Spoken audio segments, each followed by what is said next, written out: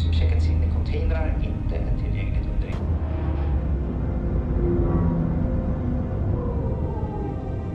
हाय, मैं हूँ अमृता। मूवी की शुरुआत में हम अनायरा एक इंटरप्लैनेटरी स्पेसशिप देखते हैं जो इंसानों को धरती से मार्स पे लेके जाने के लिए बनाई हुई थी, क्योंकि धरती का वातावरण अब लोगों के जीने लायक नहीं बचा है। ये स्पेसशिप बिल्कुल एक होटल की तरह थी जिसमें restaurant, pool, mall, night club, हर वो चीज थी जो हमारी सोच के परे है। ये स्पेसशिप दरअसल अपने आप में ही एक छोटा सा प्लेनेट है जहाँ पे इंसान अपनी लाइफ बिता सकते हैं। इसी दौरान हम मूवी के मेन कैरेक्टर जूडी को देखते हैं जो कि एक स्पेशल हिस्से मीमा के लिए काम करती थी। दरअसल कुछ लोग ऐसे भी थे जिन्हें धरती की ये हालत देख काफी बड़ा सदमा पहुंचा था और वो मेंटली अनस्टेबल हो गए थे। अब ऐसे लोगों के मीमा इस जगह पे लाया जाता था और वर्तमान की असलियत निकालकर उन्हें ऐसे दुनिया में डाला जाता जहाँ पे उन्हें लगे कि वो धरती पर ही है। वो एक अलग वर्चुअल रियलिटी में खो जाते थे। फोकस और इफेक्ट कंट्रोल की प्रॉपर ट्रेनिंग करने वाला इंसान ही संभाल सकता था। जूडी के पास ऐसी ही ट्रेनिंग एंड एक्सपीरियंस होने के बावजूद वो भी अपनी शिफ्ट पूरी होने से पहले मीमा रूम में जाकर पुरानी धरती में खो जाती थी। पूरी जर्नी 3 हफ्तों की रहा करती थी। इसके अलावा पैसेंजर्स को उनके पर्सनल सर्वेंट मिलते थे जो उन्हें उनके रूम में लेके जाकर प्रॉपर टक्ड इन करते थे जब तक शिप अपनी जर्नी शुरू ना करे। यहाँ पे जूडी और एक एस्ट्रोनॉमर दोनों भी हमेशा एक रूम शेयर किया करते थे। अब यहाँ पे इनकी जर्नी शुरू होती है और पहला 1 घंटा नॉर्मल गुजरता है। कुछ पैसेंजर्स मीमा के पास उसके इफेक्ट को एंजॉय करने आए थे जिन्हें जूडी गाइड करती है। लोग जितने मीमा रूम के गहराइयों में खोने लगते उतना ही मीमा का कंट्रोल उस इंसान के दिमाग पर हावी होने लगता था। जब पैसेंजर आते हैं तभी जूडी उनमें से ही शेबा नाम के एक पैसेंजर को यूज करती है और मीमा के सारे इफेक्ट ऑन करती है और वो एक सपनों की गहराइयों में खो जाती है। मीमा उनके दिमाग, उनकी यादों पर हावी हो जाती है और उन्हें धरती पे होने का एक अलग एक्सपीरियंस देती है। जूडी एक ऑपरेटिंग डिवाइस से ये सारी चीजें ऑपरेट कर रही थी। इसी दरम्यान अचानक से अनायरा शिप में कुछ गड़बड़ हो जाने के कारण उनका प्रपल्शन सिस्टम पूरी तरीके से तबाह हो जाता है। ये लोग काफी पैनिक होने लगते हैं, लेकिन थोड़े समय के बाद सिस्टम अप हो जाता है। लेकिन तभी उन्हें पता चल जाता है कि शिप ने अपना पूरा रास्ता खो दिया है और सारे शिप के लोगों के सामने पायलट अनाउंसमेंट करते हैं कि शिप के रास्ता खो जाने के कारण वो एक अननोन जगह पे चले गए हैं। अब उन्हें एक सेलेस्टियल बॉडी यानी कि एक प्लैनेट या किसी हेल्प की जरूरत होगी जिसके मिलने पर वो ग्रेविटी या स्लाइड शॉट के मदद से शिप को वापस अपने रास्ते लेके जा सकते हैं, क्योंकि शिप के थ्रस्टर में अभी इतनी पावर नहीं है। उन्हें आसपास एक प्लैनेट या हेल्प कब आएगी इसके बारे में कुछ भी पता नहीं था। इसीलिए 3 हफ्तों की ये जर्नी कुछ महीने या साल में बदल सकती है। ये सुनते ही सारे पैसेंजर्स काफी ज्यादा पैनिक होने लगते हैं, डरने लगते हैं। कुछ लोगों को इतना बड़ा सदमा पहुंचता है कि एक औरत जिसका नाम लिलीबेथ था उसे पैनिक अटैक आता है। इसके कारण जूडी उसे मीमा में लेके जाती है।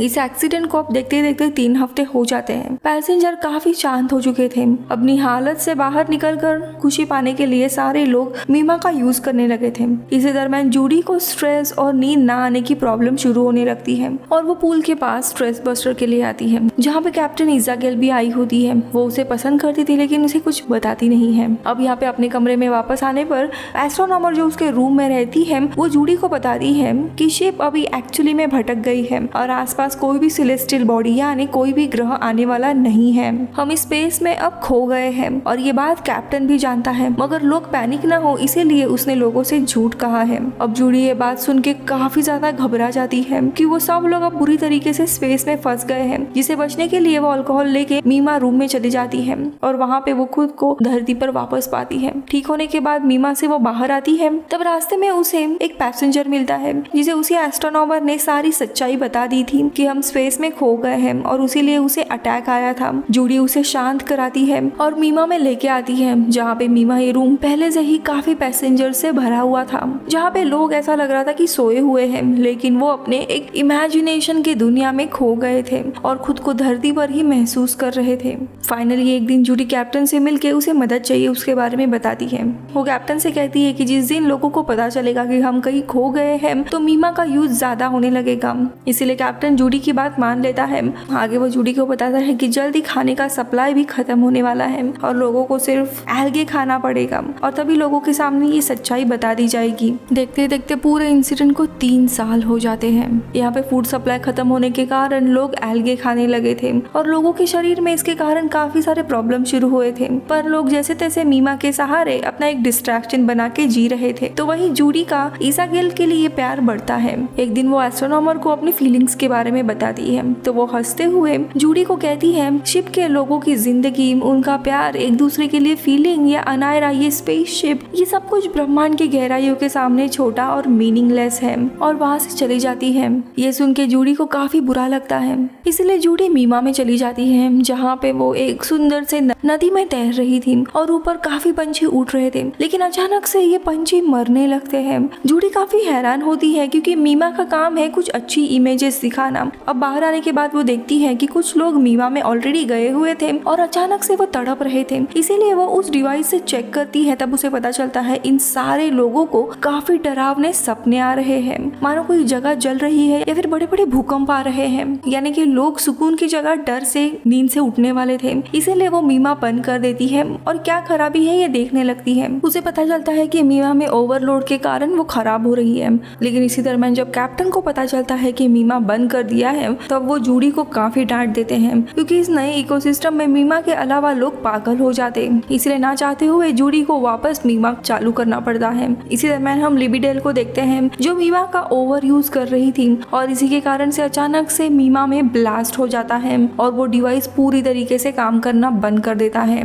लोगों की आखिरी उम्मीद भी अब खराब हो चुकी थी। उनमें से ही जो लिबाडेल रहती है पैसेंजर, वो ये अफवाह फैला देती है कि जूडी के कारण ही मीमा खराब हो चुका है, जिसके चलते जूडी को अरेस्ट किया जाता है। इसी दरम्यान जो कैप्टन इसाबेल रहती है वो जूडी की मदद करने के लिए मेन कैप्टन से बात करने जाती है, लेकिन कैप्टन उसी अफवाह को सच कहने लगता है और जूडी को ही जिम्मेदार ठहराता है और इसाबेल को भी ताने मारने लगता है, जिसके चलते इसाबेल गुस्सा हो जाती है और कैप्टन को मारती है, जिसके कारण उससे भी जूडी के साथ अरेस्ट किया जाता है। देखते देखते 4 साल बीत गए थे। कुछ लोगों की मानसिक स्थिति खराब होने के कारण वो सुसाइड कर लेते हैं, तो वही कुछ लोगों ने अपना अपना कल्ट शुरू कर लिया था।